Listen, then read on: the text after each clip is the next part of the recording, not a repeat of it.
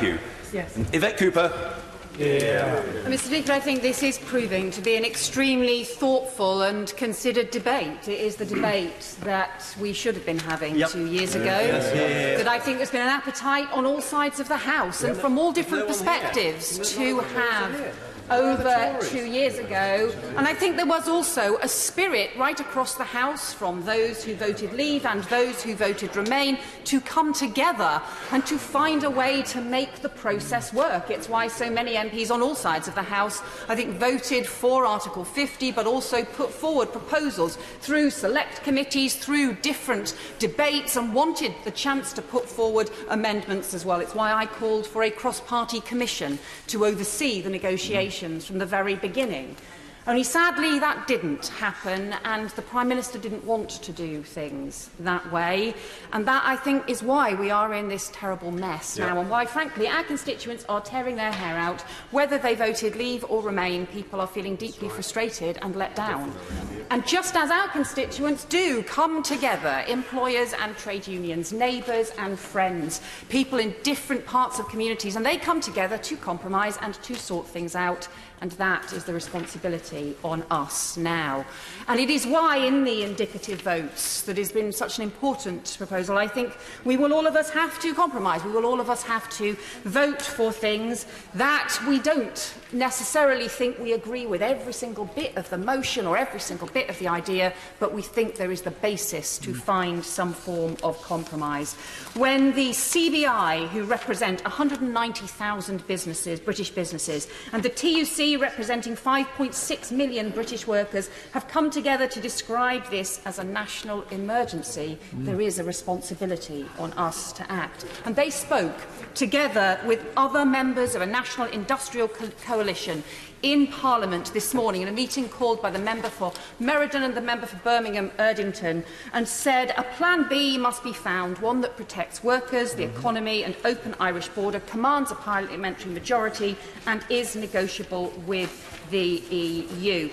It's why I have put my name to the Customs Union amendment today, because I think it's something I called for from the beginning, but is also something I think can be the basis of finding consensus and building agreement. Local businesses in our area, our big manufacturers from Burberry and Haribo, local retailers and distributors like Asda and Teva, small businesses, traders, farmers, florists, retailers have all warned they need a deal which avoids border delays, tariffs or extra customs bureaucracy. And it's why we heard from the motor manufacturers, the National Farmers Union, the aerospace sector in the meeting this morning, all again calling for a customs union. It's why it's been at the heart of the Labour motion as well, and the Labour alternative Brexit approach, and also why the TUC were arguing the importance of the Common Market 2.0 approach, and it sets out to, I think we have seen in these options and in other points made by members across the House, that there are a range of options that we should consider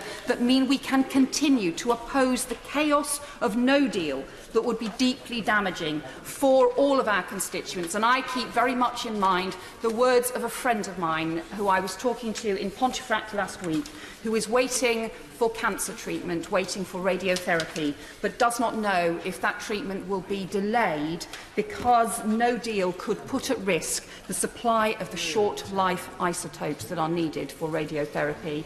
And in his interest, and in the interest of patients across all of our constituencies, as well as those who could be hit by higher food, fuel and utilities prices in the event of a chaotic no deal, we have to continue to argue against that. I take a different approach to that put forward in motion L, because I think that we in those circumstances should be arguing for more time to try and get resolution, to agree more time with the European Union to frankly sort things out. But whatever the outcome today and on Monday, we're going to have to do two things between us that the government's fundamentally failed to do: to get clarity on what Brexit means, but also to build consensus, because this is constitutional change that we are talking about, and without consensus nothing lasts. On Scottish and Welsh devolution, consensus was built and they last. On the Lisbon and Maastricht Treaty, consensus wasn't built, and actually they haven't endured. The support for them has not endured. So I say the same is true, I think. Unless clear consensus can be built,